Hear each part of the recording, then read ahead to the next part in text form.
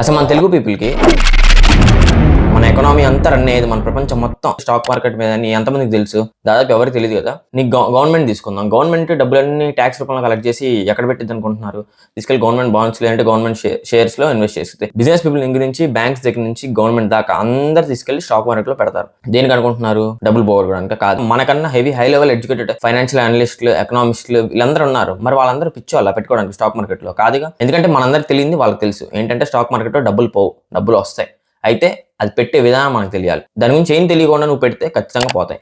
ఏదైనా సరే ఒక పని గురించి మనం తెలుసుకొని చేస్తే దాని రిజల్ట్ వేరేలా ఉండేది, తెలియకుండా చేస్తే ఇంకోలా ఉండేది రిజల్ట్. నీకు తెలియకుండా కొన్ని లక్షల కోట్లు రోజు స్టాక్ మార్కెట్ లో ట్రేడ్ అవుతున్నాయి. వాటి నుంచి చాలా మంది లక్షల కోట్లు సంపాదించే వాళ్ళు ఉన్నారు. నేను ఎందుకు ఈ వీడియో చేస్తున్నానంటే ఇప్పటి నుంచి ఒక సిరీస్ స్టార్ట్ చేయబోతున్నా. ఏంటంటే స్టాక్ మార్కెట్ నుంచి నెల సైడ్ ఇన్కమ్ లాగా ఒక 10,000 నుంచి ₹1,00,000 దాకా నీ క్యాపిటల్ బట్టి ఎవ్రీ మంత్ సంపాదించేలాగా నేను చూసుకుంటా. నువ్వు చేయాల్సిందల్లా ఒకటే, ఈ ఛానల్ ని సబ్స్క్రైబ్ చేసి వీడియోస్ లైక్ చేసి షేర్ చేసి జస్ట్ సపోర్ట్ చేయాలి. సో ఫస్ట్ మీరు నేర్చుకున్న టాపిక్ వచ్చరికి క్యాండిల్ స్టిక్స్. అసలు క్యాండిల్ స్టిక్ అంటే ఏంటి? ఈ గ్రాఫ్ చూసారా? ఒక స్టాక్ పైకి వెళ్తుందా లేకపోతే కిందకి వెళ్తుందా లేకపోతే సైడ్కి వెళ్తుందా అనే దాన్ని రిప్రజెంట్ చేసేదాన్ని క్యాండిల్ స్టిక్ అంటారు. ఇవి వచ్చేసరికి రెండు ఉంటాయి, ఒక గ్రీన్, ఒక రెడ్ క్యాండిల్, ఒకటి గ్రీన్ క్యాండిల్ వచ్చాయి.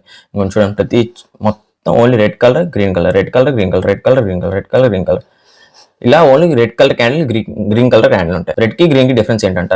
గ్రీన్ వచ్చేసరికి పైకి లేపింది అంటే ఇక్కడ నుంచి ఇలా కింద పడింది, ఇక్కడ నుంచి ఇలా కింద పడింది కదా, ఇక్కడ నుంచి మళ్ళీ ఇలా పైకి లేసింది అంటే ఏంటి దాని అర్థం?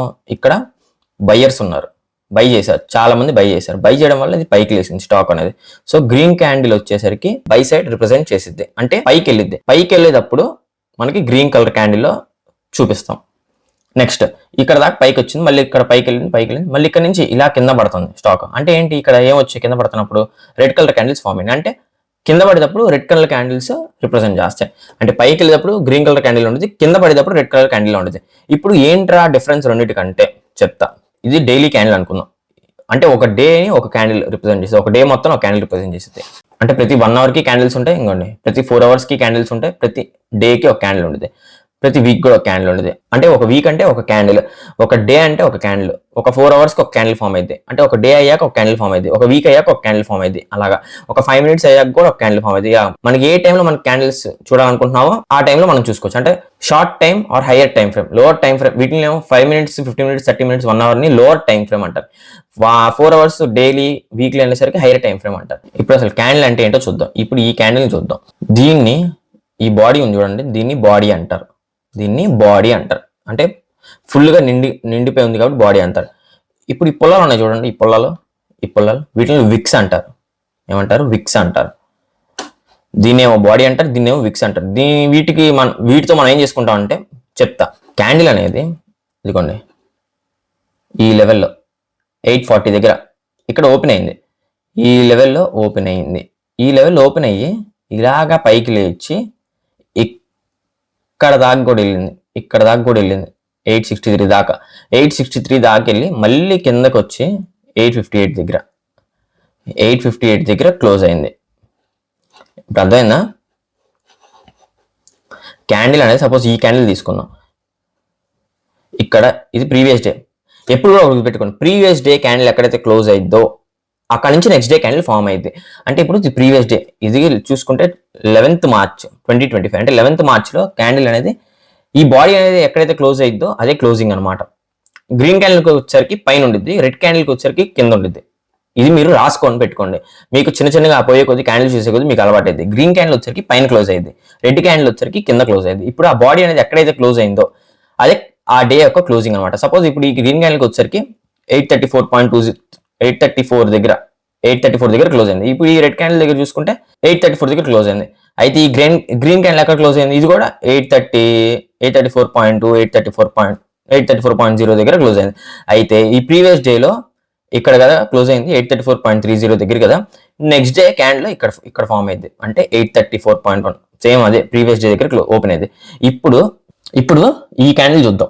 ఈ క్యాండిల్ వచ్చరికి 834.1 దగ్గర క్లోజ్ అయింది కదా. ఇప్పుడు నెక్స్ట్ డే క్యాండిల్ వచ్చరికి అక్కడే ఓపెన్ అయింది చూసారా, 834.2 దగ్గర ఓపెన్ అయింది. సో ఇక్కడ నుంచి స్టార్ట్ అయ్యి క్యాండిల్ ఇలా పైకి వెళ్ళింది అనుకుంటున్నారు, కాదు. ఈ పుల్లను చూసారా, ఈ పుల్లను ఫస్ట్ కవర్ చేసింది అంటే ఇక్కడ నుంచి కింద పడింది. కింద పడిన తర్వాత ఇలా కింద పడింది. కింద పడిన తర్వాత ఇక్కడ ఉన్నప్పుడు బయ్యర్స్ అనేవాళ్ళు పుష్ చేశారు పైకి. పైకి పుష్ చేశారు. పుష్ చేయడంతో మళ్ళీ ఆ ఓపెనింగ్ దగ్గరికి వచ్చింది. ఓపెనింగ్ దగ్గరికి వచ్చినప్పటి నుంచి మళ్ళీ పైకి వెళ్తా వచ్చింది. ఆ తర్వాత ఇక్కడతో ఆగల, ఇంకా వెళ్తానే వచ్చింది. ఇక్కడ దాకా వెళ్ళింది. ఏమైంది, ఇక్కడ సెల్లర్స్ అనే వాళ్ళు కిందకి పుష్ చేశారు. క్యాండిల్ కిందకి పుష్ చేయడం వల్ల మళ్ళీ కిందకి ఈ లెవెల్ దాకా వచ్చి ఇక్కడతో క్లోజ్ అయిపోయింది డే అనేది. ఇప్పుడు అర్థమైందిగా మీకు, క్యాండిల్ అనేది ఓపెన్ అయితే ఇక్కడ నుంచి ఇలా పైకి వెళ్ళింది. అయితే ఇక్కడ దాకా పైకి వెళ్ళింది, అక్కడ పైన సెల్లర్స్ అనే వాళ్ళు కిందకి నెట్టినప్పుడు కిందకి దిగి అక్కడ క్లోజ్ అయిపోయింది. సో ఇంకో క్యాండిల్ చూసుకుందాం. అలా ఈ క్యాండిల్ అనేది ఇక్కడ ఓపెన్ అయింది, ఇక్కడ 6788.20 దగ్గరికి ఓపెన్ అయింది. అయితే నెక్స్ట్ ఏమైంది, ఓపెనింగ్ అయింది. దీని క్లోజింగ్ వచ్చేసరికి ఎక్కడ 799.75. ఇప్పుడు దీనికి ఎక్కడ దాకా వెళ్ళింది క్యాండిల్, విక్ అనేది ఎక్కడ దాకా వెళ్ళింది, అప్పర్ విక్ 811.25 దగ్గరికి వెళ్ళింది. లోవర్ విక్ ఎక్కడ దాకా వెళ్ళింది 778.7 దగ్గర, అంటే ఇక్కడికి వచ్చి 778 దగ్గరికి వెళ్ళింది. ఇక్కడ ఏమైంది, బయర్స్ అనే వాళ్ళు పైకి పుష్ చేశారు. పైకి స్టార్ట్ అయిపోయి ఎక్కడైతే ఓపెన్ అయింది అక్కడ దాకా వచ్చేసరికి ఇదంతా విక్లా ఫామ్ అయింది. నెక్స్ట్ ఇక్కడ నుంచి ఏమైంది, పైకి వెళ్తే ఏమైంది, ఇక్కడ సెల్లర్స్ అనే వాళ్ళు కిందకి పుష్ చేశారు. సో ఏమైంది, 811 నుంచి మళ్ళీ కిందకి వచ్చి కరెక్ట్గా 799 దగ్గర క్లోజ్ అయింది అనమాట క్యాండిల్. ఇది వచ్చేసరికి ఓపెనింగ్, ఇది వచ్చేసరికి క్లోజింగ్, ఇది వచ్చేసరికి బాడీ, ఇది వచ్చేసరికి విక్, ఇది ఒక కంప్లీట్ క్యాండిల్ అంటారు. సో దీన్ని ఒక క్యాండిల్ అంటారు. ఈ గ్రూప్ ఆఫ్ క్యాండిల్స్ ని కలిపి క్యాండిల్ స్టిక్స్ అంటారు. దీంట్లో బై సైడ్ క్యాండిల్ ఉండేది, సెల్ సైడ్ క్యాండిల్ ఉండేది. ఇప్పుడు ఈ క్యాండిల్స్ గ్రీన్ లో రెడ్ లో ఎందుకు ఉంటున్నాయి అంటారా, చెప్తా. సో ఇప్పుడు దీనిలో చూద్దాం. ఇది వచ్చరికి 691 దగ్గర క్లోజ్ అయింది. నెక్స్ట్ డే వచ్చరికి ఎక్కడ క్లోజ్ అయింది, 702 దగ్గర క్లోజ్ అయింది. అంటే దాదాపు 10 పాయింట్స్ ప్లస్ లో క్లోజ్ అయింది. సో పాజిటివ్ ఉంది, అందుకే గ్రీన్ కలర్. ఇక్కడ వచ్చరికి 702 దగ్గర క్లోజ్ అయింది. నెక్స్ట్ డే ఏమైంది, ఎక్కడ క్లోజ్ అయింది, ఇక్కడ క్లోజ్ అయింది, 695 దగ్గర క్లోజ్ అయింది. అంటే దాదాపు 7 పాయింట్స్ నెగిటివ్ లో క్లోజ్ అయింది. అంటే ఇది ఒక బ్యాడ్ సైన్, అంటే రెడ్ కలర్ లో చూపిస్తుంది. ఇప్పుడు మీరు ఏం చేస్తారంటే, మీకు చిన్న అసైన్మెంట్ లాగిస్తా. మీరు కనుక నిజంగా సీరియస్గా స్టాక్ మార్కెట్లో సీరియస్గా ఉంటే ఈ అసైన్మెంట్ అనేది చేయండి. ఏంటంటే ఇలా ఒక చార్ట్ తీసుకోండి, గూగుల్లో నొక్కి ఏదో ఒక చార్ట్ నొక్కండి, ఏదో కంపెనీ పేరు, ఆ చార్ట్ వచ్చేసింది. లేదు మీకు ఇంకా ఇదే వెబ్సైట్ కావాలనుకుంటే కింద కామెంట్లో మెన్షన్ చేయండి, నేను రిప్లై ఇస్తాను. సో మీ అసైన్మెంట్ వచ్చేసరికి ఈ green colour red colour candles తీసుకోండి. వీటిల్ని జస్ట్ ఒక 10 to 20 క్యాండిల్స్ అబ్జర్వ్ చేయండి.